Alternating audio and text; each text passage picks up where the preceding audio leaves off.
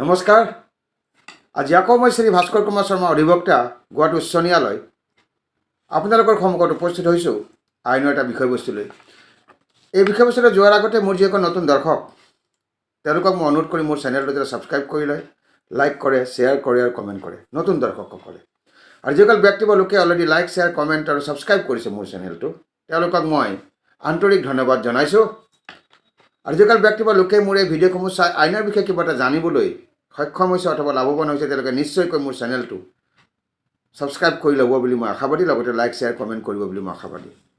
আৰু এটা বিনম্ৰ অনুৰোধ আছে আপোনালোকক, যিসকল ব্যক্তি বা লোকে মোৰ এই ভিডিঅ'সমূহ চাই এই ভিডিঅ'সমূহ যাতে অন্তলৈকে চাই, শেষলৈকে চাই, সমাপ্ত কৰি চাই, আধাতে স্কিপ কৰি নাচাই তেনেকৈ চালে বিষয়বস্তুটো বুজি পোৱাত অলপ জটিল হ'ব পাৰে। কাৰণ আপোনালোকে সকলোৱে জানে যে আইনৰ বিষয়বস্তুবিলাক অলপ আওপকীয়া, সেইকাৰণে এই অনুৰোধটো কৰিছোঁ আৰু এই অনুৰোধটো আপোনালোকে ৰক্ষা কৰিব বুলি মই আশাবাদী।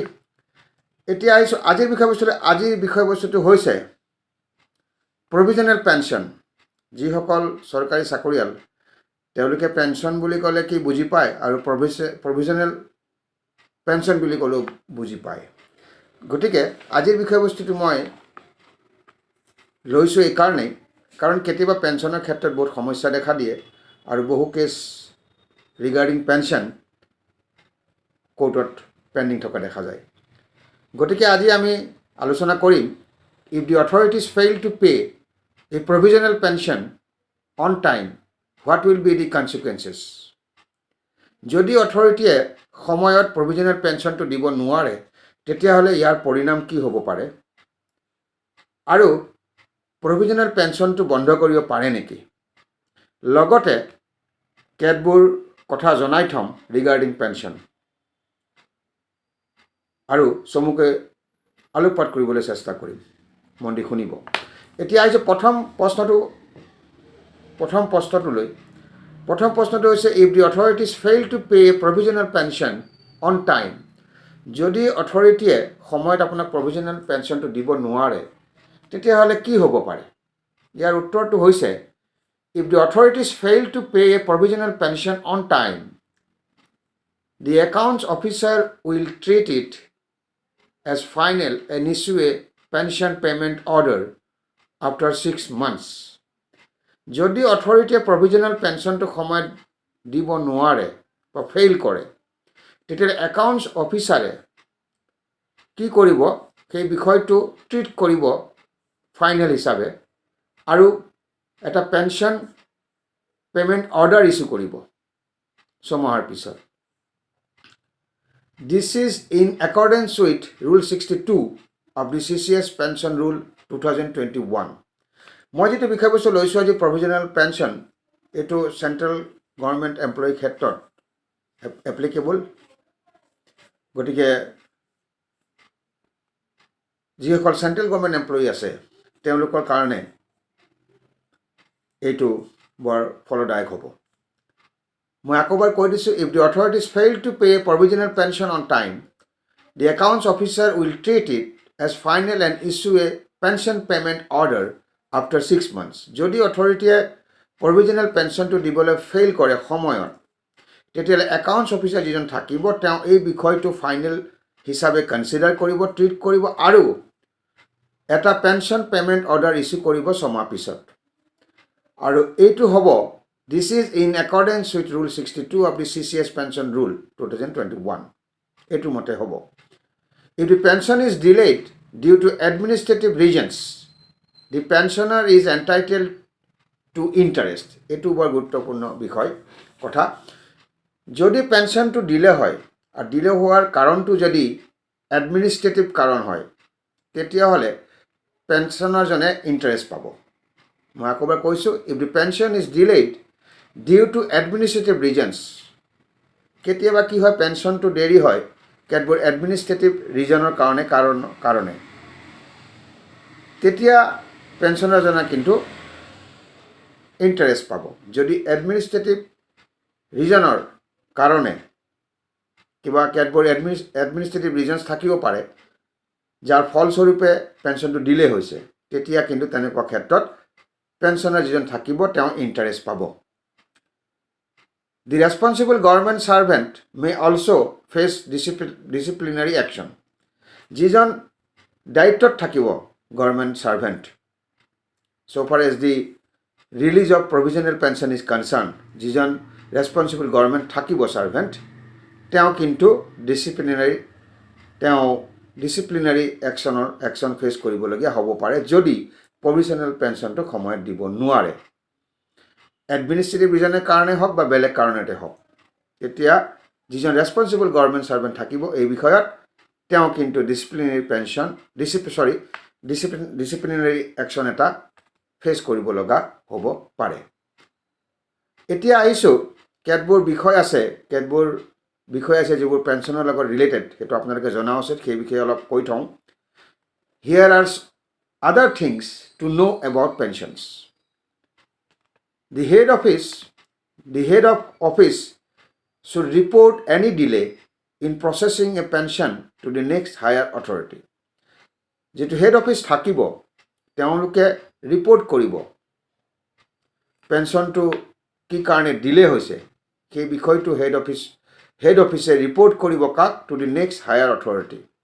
যিজন নেক্সট হায়াৰ অথৰিটি থাকে তেওঁক হেড অফ অফিচে ৰিপৰ্ট কৰিব যে পেঞ্চনটো প্ৰচেছ কৰাৰ ক্ষেত্ৰত কিয় ডিলে হৈছে, এই বিষয়টো ৰিপৰ্ট কৰিব নেক্সট হায়াৰ অথৰিটিক।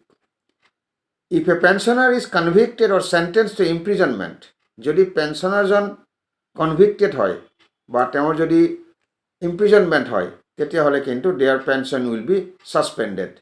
তেনেকুৱা ক্ষেত্ৰত তেনেকুৱা পৰিস্থিতিত তেওঁৰ পেঞ্চনটো কিন্তু ছাছপেণ্ড কৰি দিয়া হ'ব। The president can withhold or withdraw a pension in full or in part. প্ৰেচিডেণ্টৰ কিন্তু পাৱাৰ থাকে আপোনাৰ পেঞ্চনটো ফুলেই হওক বা এটা অংশই হওক উইথহল্ড কৰিব পাৰে আৰু উইথড্ৰ কৰিব পাৰে। এইখিনি হ'ল other things to know' about pension, পেঞ্চনৰ লগত ৰিলেটেড কেতবোৰ কথা। প্ৰথমতে মই ক'লোঁ যদি অথৰিটিয়ে সময়ত যদি আপোনাৰ প্ৰভিজনেল পেঞ্চনটো দিব নোৱাৰে অন টাইম, তেতিয়াহ'লে যিজন একাউণ্টছ অফিচাৰ থাকিব তেওঁ এই বিষয়টো ফাইনেল হিচাপে ট্ৰিট কৰিব আৰু এটা পেঞ্চন পে'মেণ্ট অৰ্ডাৰ ইছ্যু কৰিব আফটাৰ ছমাহ পিছত, মনত ৰাখিব। আৰু পেঞ্চনটো যদি ডিলে হয় কিবা এডমিনিষ্ট্ৰেটিভ ৰিজনৰ কাৰণে, তেতিয়াহ'লে পেঞ্চনাৰজনে ইণ্টাৰেষ্ট পাব। আৰু যিজন গভৰ্ণমেণ্ট ছাৰ্ভেণ্ট থাকিব ৰেছপন্সিবল, এই বিষয়বস্তুটো যোনে চোৱা চিতা কৰে, তেওঁ কিন্তু ডিচিপ্লিনাৰী প্ৰচিডিং বা একশ্যন এটা ফেচ কৰিব লগা হ'ব পাৰে। ইয়াৰ পিছৰটো হ'ল মই ক'লোঁ, আকৌ এবাৰ কৈ দিছোঁ, হেড অফিচে ৰিপৰ্ট কৰিব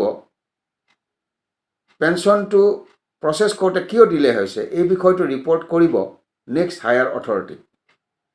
আৰু যদি পেঞ্চনাৰজন কনভিক্টেড হয় বা তেওঁ যদি ইমপ্ৰিজনমেণ্ট হয় কিবা কাৰণত, তেতিয়াহ'লে তেওঁৰ পেঞ্চনটো কিন্তু ছাছপেণ্ড হৈ যাব।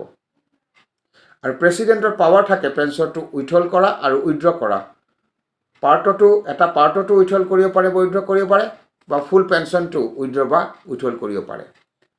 এতিয়া আহিছোঁ প্ৰভিজনেল পেঞ্চন যিটো থাকে সেইটো বন্ধ কৰিব পাৰে নেকি, সেইটো কিন্তু বৰ গুৰুত্বপূৰ্ণ কথা।